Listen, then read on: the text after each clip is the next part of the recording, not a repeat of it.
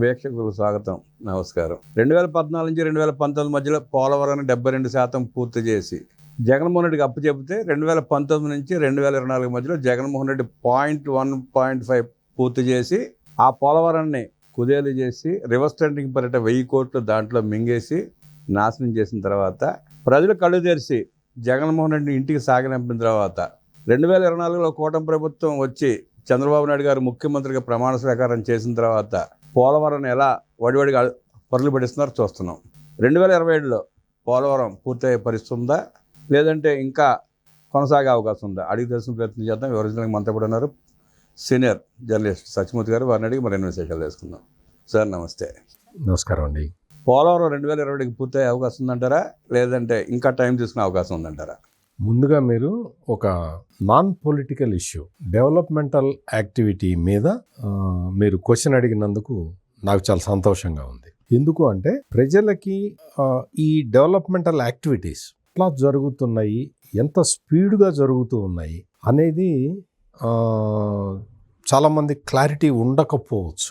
అందుకని ఆ క్లారిటీని ఇవ్వటం కోసం రాష్ట్ర ప్రభుత్వం తన వంతు ప్రయత్నం తను చేస్తుంటుంది. కానీ ఇట్లా అంటే ఇప్పుడు మీరు అడిగినట్టుగా తప్పుడు ప్రచారం చేసేవాళ్ళు ఎక్కువ మంది ఉన్నప్పుడు ప్రజలకి వాస్తవాలు వివరించాల్సిన బాధ్యత అలాగా జర్నలిస్టుల మీద కూడా ఉంటుంది.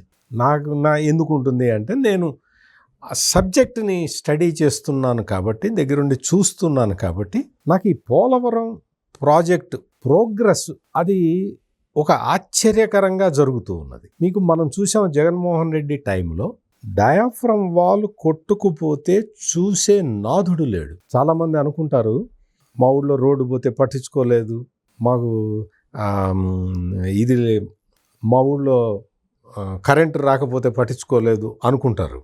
అసలు పోలవరం కొట్టుకుపోతేనే ఎవడు పట్టించుకోలే. పోలవరం డయాఫ్రమ్ వాల్ కొట్టుకుపోతే జగన్మోహన్ రెడ్డి జమానాల్లో పట్టించుకున్న నాథుడే లేడు. మరి పోలవరం డయాఫ్రమ్ వాల్ కన్నా ఈ రోడ్లు అవి ఇవి పెద్ద గొప్ప విషయాల? దాన్నే పట్టించుకోకపోతే మీ సౌకర్యాల గురించి జగన్మోహన్ రెడ్డి ఏం పట్టించుకుంటాడు, ఎందుకు పట్టించుకుంటాడు? మీరు అడిగిన క్వశ్చన్లో ఒక ముఖ్యమైన పార్ట్ ఏంటి అంటే పోలవరంకి వచ్చిన నిధులన్నీ రాష్ట్ర ప్రభుత్వం డైవర్ట్ చేస్తున్నది అని వాళ్ళు ప్రచారం చేస్తున్నారు అన్నారు. యాక్చువల్గా డైవర్ట్ చేసింది జగన్మోహన్ రెడ్డి. చంద్రబాబు నాయుడు స్పెసిఫిక్గా ప్రతి డిపార్ట్మెంట్కి ఏ డిపార్ట్మెంట్కి ఏ ఫండ్స్ అలాట్ చేశారో బడ్జెటరీ ఎలకేషన్ కేంద్రం నుంచి ఏ స్కీమ్కి ఫండ్స్ వస్తాయో ఆ స్కీమ్కే వాడాలి అనేది స్ట్రిక్ట్ ఇన్స్ట్రక్షన్. జగన్మోహన్ రెడ్డి టైంలో ఈ ఫైనాన్షియల్ మేనేజ్మెంట్ సిస్టమ్ని అంటే అంతకు ముందర చంద్రబాబు నాయుడు గుడ్ గవర్నెన్స్లో భాగంగా గుడ్ గవర్నెన్స్ ప్రాజెక్ట్ అనేది ఉంది ఒకటి. జగన్మోహన్ రెడ్డికి తెలియదు కానీ నాకైతే తెలుసు. గుడ్ గవర్నెన్స్ ప్రాజెక్టులో భాగంగా ఈ ఫైనాన్షియల్ మేనేజ్మెంట్ సిస్టమ్ని తీసుకొస్తే చంద్రబాబు నాయుడు దాన్ని పర్ఫెక్ట్గా దాన్ని ఇంప్లిమెంట్ చేసి ఆర్థిక వ్యవహారాలలో ఒక క్రమశిక్షణ తీసుకొని వస్తే ఈ ఆర్థిక ఉగ్రవాది అయిన జగన్మోహన్ రెడ్డి ఫస్ట్ అధికారంలోకి రాగానే ముఖ్యమంత్రి కాగానే ఫస్ట్ జగన్మోహన్ రెడ్డి చెడగొట్టిన వ్యవస్థ ఏదైనా ఉంది అంటే ఈ ఫైనాన్షియల్ మేనేజ్మెంట్ వ్యవస్థ. దీన్ని చెడగొట్టేశాడు. అందులో ఏంటంటే ఆ డాష్ బోర్డులో కనపడుతుంది ఈరోజు గవర్నమెంట్కి రిసీట్స్ ఎంత, గవర్నమెంట్ ఖర్చు పెట్టింది ఎంత, అంటే వాళ్ళకి ఇచ్చింది ఎంత అనేది డాష్ బోర్డులో అంటే మనకు కనపడదు. ఆర్థిక మంత్రికి, ముఖ్యమంత్రికి, ఆర్థిక శాఖ కార్యదర్శికి, ఆ సంబంధిత అధికారులకి వాళ్ళకి కనపడుతుంది. ఎంత రిసీట్స్ అన్ని, ఖర్చు ఎంత అనేది క్లియర్ కట్గా మనకు కనపడుతుంది. కనపడితే ఫైనాన్షియల్ ప్లానింగ్ చేసుకోవచ్చు అనేది చంద్రబాబు నాయుడు ఉద్దేశం. జగన్మోహన్ రెడ్డికి ప్లానింగ్ మీద పెద్ద నమ్మకం లేదు కదా, విజన్ అంటే ఎగతాళి కదా, అందుకని దాన్ని ధ్వంసం చేశాడు. అట్లా ధ్వంసం చేసిన వ్యక్తి ఏం చేశాడు, ఎందుకు ధ్వంసం చేశాడు అంటే కేంద్ర ప్రభుత్వం స్పెసిఫిక్ పర్పస్ కోసం నిధులు ఇస్తుంది. ఆ నిధుల్ని ఆ స్పెసిఫిక్ పర్పస్ కోసం ఖర్చు చేసి యుటిలైజేషన్ సర్టిఫికెట్స్ పంపిస్తే ఫర్దర్గా ఫండ్స్ డివాల్యుయేషన్ జరుగుతుంది. కానీ జగన్మోహన్ రెడ్డి దేనికి ఇచ్చిన డబ్బులు దానికి ఖర్చు పెట్టకుండా ఏం చేశాడో మనకు తెలుసు. దాంతో కేంద్రం నుంచి వచ్చే ఫండ్స్ కూడా ఆగిపోయినాయి, చాలా ప్రాజెక్టులు వెనకబడిపోయినాయి. పోలవరం ప్రాజెక్టుకు వచ్చిన నిధులు పోలవరం కట్టుకోండి అని చెప్పి కేంద్రం నిధులు ఇస్తే పప్పు బెల్లాల్లాగా తినేశాడు ఈ జగన్మోహన్ రెడ్డి. మీరు అట్టటి చెప్తారండి, మీరు ఇంత బ్లేటెంట్గా మీరు ఎట చెప్తారండి అని మీరు అడగచ్చు. జగన్మోహన్ రెడ్డి ముఖ్యమంత్రి అయిన తర్వాత సంవత్సరానికి 2.32% పనులు మాత్రమే జరిగినాయి. ఏడాదికి 2% పనులు. పోలవరం ప్రాజెక్టులో ఏడాదికి 2.32% పనులు అంటే ఆ ప్రాజెక్టు పూర్తి కావాలి అంటే జగన్మోహన్ రెడ్డికి 90 ఏళ్ళు రావాలి. జగన్మోహన్ రెడ్డికి 90 ఏళ్ళు వస్తే కానీ ఆ ప్రాజెక్టు పూర్తి కాదు. ఆంధ్రప్రదేశ్ ప్రజల అదృష్టం ఏంటి అంటే జగన్మోహన్ రెడ్డి ఓడిపోయాడు. ఈ రోజున జెట్ స్పీడ్తో పోలవరం పరుగులు పెడుతుంది. కేంద్రం ఇచ్చిన ఫండ్స్ని ప్రతి పైసాని పోలవరం ప్రాజెక్టుకి ఖర్చు చేస్తూ ఉన్నారు. నిధులు అవసరమైన చోట రాష్ట్ర ప్రభుత్వం ముందు ఫండింగ్ ఇచ్చి దాన్ని రియంబర్స్మెంట్ కోసం కేంద్రాన్ని అడుగుతూ ఉన్నది. అంటే ఇంత వేగంగా వర్క్ జరగాలి అని నిర్దేశించుకొని చేస్తూ ఉన్నారు. జగన్మోహన్ రెడ్డి లాగా వచ్చిన ఫండ్స్ అన్నీ డైవర్ట్ చేసుకుంటూ పోతే సంవత్సరానికి 2.32% పనులే జరుగుతాయి. ఒక్క 8 నెలల మొదటి 8 నెలల కాలంలోనే 16.85% పనులు చేశారు పోలవరం ప్రాజెక్టులో ఫస్ట్ 8 మంత్స్లో. ఫస్ట్ 8 మంత్స్ అని ఎందుకు చెప్పాను అంటే ఆ తర్వాత రెయినీ సీజన్ స్టార్ట్ అయిపోయింది, వర్షాకాలం వచ్చింది. అప్పర్ కాఫర్ డ్యాములో లీకేజీ స్టార్ట్ అయింది. అప్పర్ కాఫర్ డ్యామ్లో లీకేజీ స్టార్ట్ అయితే అప్పర్ కాఫర్ డ్యామ్ ఏదైనా లోయర్ కాఫర్ డ్యామ్ కానీ అప్పర్ కాఫర్ డ్యామ్ కానీ దాని లైఫ్ 5 సంవత్సరాలు మాత్రమే. చంద్రబాబు నాయుడు 2014 నుంచి 2019లో జగన్మోహన్ రెడ్డికి ఛార్జీ హ్యాండ్ ఓవర్ చేసే నాటికి upper coffer dam lower coffer dam పూర్తయిపోయినాయి. అప్పర్ కాఫర్ డ్యామ్లో 2 గ్యాపులు ఉన్నాయి, కావాలనే పెట్టారు.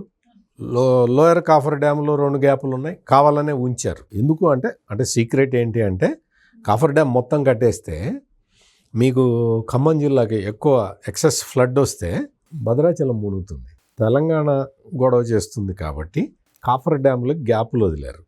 అది తెలియక ఈ జగన్మోహన్ రెడ్డి అసెంబ్లీలో వచ్చి కాఫర్ డ్యామ్ కట్టకుండా డయాఫ్రమ్ వాల్ ఎవడన్నా కడతాడా అంటాడు. కాఫర్ డ్యామ్ పర్పస్ ఏంటి, డయాఫ్రమ్ వాల్ పర్పస్ ఏంటి? నీకు కాఫర్ డ్యాములో గ్యాపులు ఎందుకు వదిలారు? స్టేట్ ఇంట్రెస్ట్లో. తెలంగాణ మునిగిపోతే అంటే భద్రాచలం ప్రాంతం మునిగిపోతే తెలంగాణ కనుక అభ్యంతరం రైజ్ చేస్తే ప్రాజెక్ట్ ఆగిపోతుంది. అందుకని చెప్పి వాళ్ళు అప్పర్ కాఫర్ డ్యాములో లోయర్ కాఫర్ డ్యాములో మీకు 2 గ్యాపులు వదిలేరు, కావాలని వదిలేరు. అది వచ్చి అంబటి రాంబాబు చెప్తాడు. అంతకుముందు అనిల్ కుమార్ యాదవ్ అనే ఒక ఇరిగేషన్ మంత్రి ఉండేవాడు. వాళ్ళకి అసలు కాఫర్ డ్యామ్ అంటే తెలియదు, డయాఫ్రమ్ వాల్ అంటే తెలియదు. తెలిస్తే అతి ముఖ్యమైన ఇంపార్టెంట్ అయిన డయాఫ్రమ్ వాల్ కొట్టుకుపోతే ఈ మంత్రులు ఆ ముఖ్యమంత్రి ఏం చేశారు అప్పట్లో వాళ్ళకి తెలియదు, అసలు దాని ఇంపార్టెన్సే తెలియదు. మీకు కాఫర్ డ్యాము 5 సంవత్సరాల కాల పరిమితి తీరిపోయింది. జగన్మోహన్ రెడ్డి 5 సంవత్సరాలు అట నీళ్లు పోతూ ఉంటే చూస్తూ ఉన్నాడు. అసలు చూడలేదు, నీళ్లు కూడా చూడలేదులే. అతను అసలు ప్యాలెస్ నుంచి బయటకు వస్తే కదా. అటువంటి దారుణమైన మనుషులు ఈ రోజున వచ్చి కేంద్రం ఇచ్చిన నిధుల్ని రాష్ట్రం డైవర్ట్ చేస్తుందంటే అది మరి దేంతో నవ్వాలో కూడా మరి ప్రజలే ఆలోచించుకోవాలి. ఇక్కడ మనకి ఈ కాఫర్ డ్యాముల లైఫ్ అయిపోయింది. అందుకని చెప్పి దానికి బట్రస్ డ్యాములు కడుతూ ఉన్నారు దానికి సపోర్టింగ్గా. మీకు రైనీ సీజన్ వచ్చిన తర్వాత అప్పర్ కాఫర్ డ్యామ్లో లీకేజ్ వచ్చింది. అప్పర్ కాఫర్ డ్యామ్ సీపేజ్ వల్ల డయాఫ్రమ్ వాల్ దెబ్బతినకుండా ఉండటానికి, డయాఫ్రమ్ వాల్ వర్క్ ఆగకుండా ఉండటానికి చాలా ప్రయత్నాలు చేయాల్సి వచ్చింది. కంటిన్యూస్గా చాలా ప్రయత్నాలు చేయాల్సి వచ్చింది. దానివల్ల కొంచెం స్లో డౌన్ అయింది. కానీ డయాఫ్రమ్ వాల్ వర్క్ వర్షాకాలంలో కూడా ఈసారి వర్షాకాలం చాలా తీవ్రంగా ఉంది. గోదావరి నదికి విపరీతమైన ఫ్లడ్ వచ్చింది. ఫ్లడ్డింగ్ డేస్ కూడా చాలా ఎక్కువ ఉన్నాయి. మామూలు నార్మల్ డేస్ కన్నా ఎక్కువ ఫ్లడ్డింగ్ డేస్ ఉన్నాయి. అయినా సరే డయాఫ్రమ్ వాల్ వర్క్ ఏ రోజున ఆగలేదు. విదేశీ నిపుణులు వచ్చి మొన్ననే చూసి వెళ్ళారు. లాస్ట్ మంత్ ఎప్పుడో వచ్చి చూసి వెళ్ళి రెయినీ సీజన్లో కూడా కట్టారా అని వాళ్ళే ఆశ్చర్యపోయారు.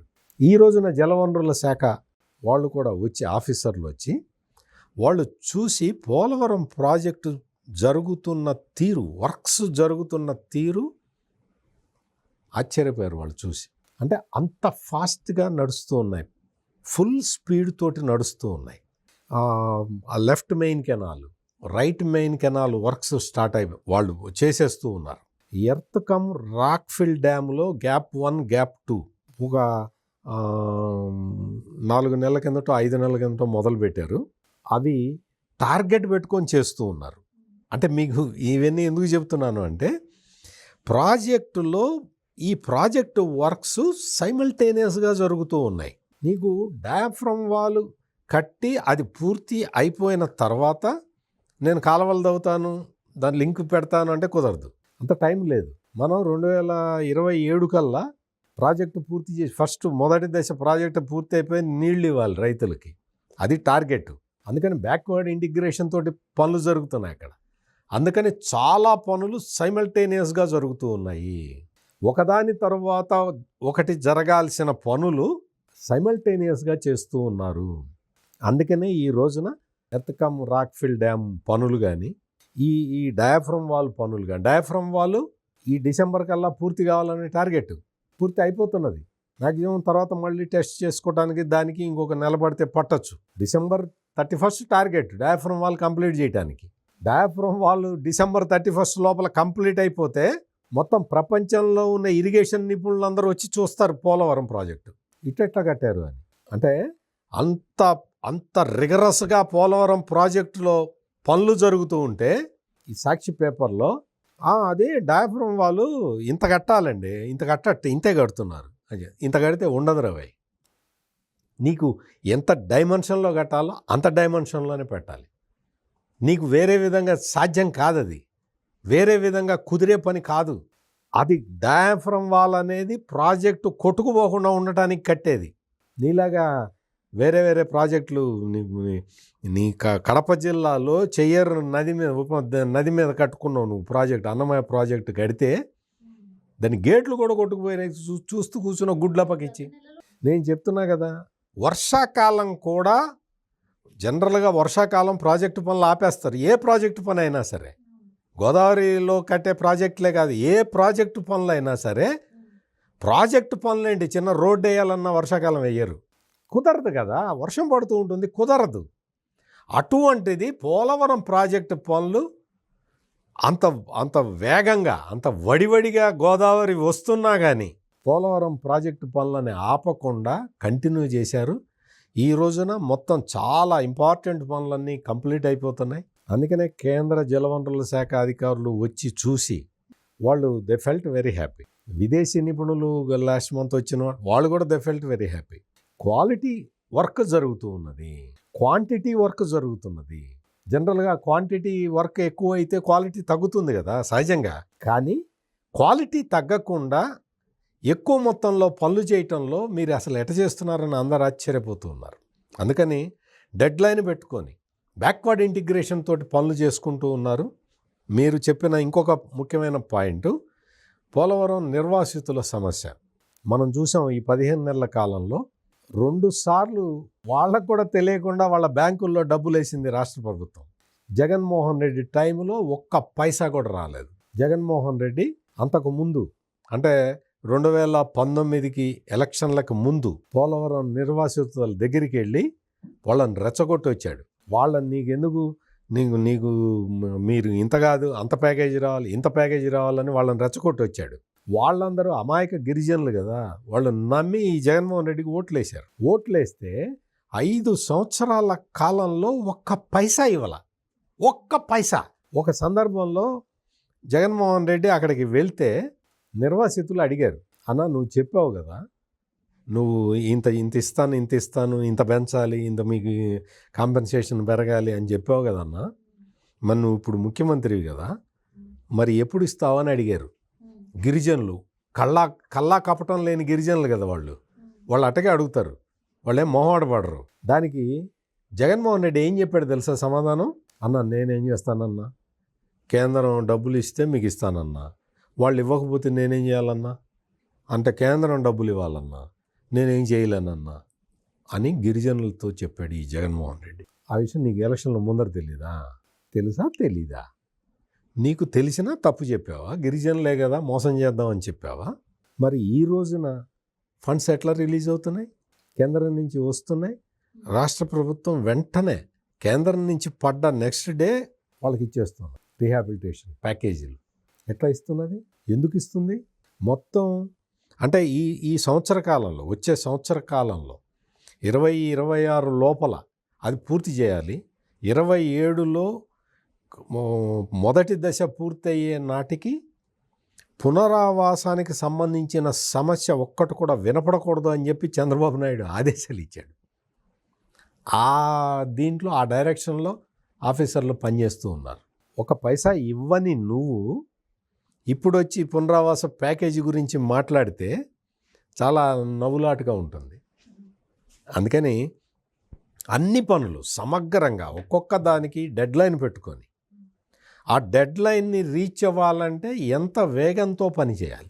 ఇంత వేగంతో పని చెయ్యాలి అంటే రా మెటీరియల్ ఎప్పటికీ సిద్ధం చేసుకోవాలి. ఆ రా మెటీరియల్ ఎక్కడి నుంచి తీసుకురావాలి, ఇవన్నీ ప్లాన్ వేసుకొని ఆ ప్లాన్ ప్రకారం రా మెటీరియల్ తెచ్చుకొని ఆ రా మెటీరియల్ని వినియోగించే యంత్రాలను తెచ్చుకొని ప్లాన్ ప్రకారం పని చేసుకుంటూ టార్గెట్ రీచ్ అవుతూ ఉన్నారు. అందుకనే ఏ నిపుణుడు వచ్చినా కానీ పోలవరం ప్రాజెక్టు పురోగతిని చూసి సంతోషం వ్యక్తం చేస్తున్నాడు. దిగులు పడుతున్న ఏకైక వ్యక్తి జగన్మోహన్ రెడ్డి. కూటమి ప్రభుత్వంలో చంద్రబాబు నాయుడు గారి నాయకత్వాన 2027 డిసెంబర్ కల్లా పోలవరం పూర్తయి ఆంధ్రప్రదేశ్లో ప్రతి ఇంచుకి నీరు పారిస్తారంటూ అద్భుతంగా విశ్లేషించిన సత్యమూర్తి గారికి ధన్యవాదాలు తెలియజేస్తూ నమస్కారం.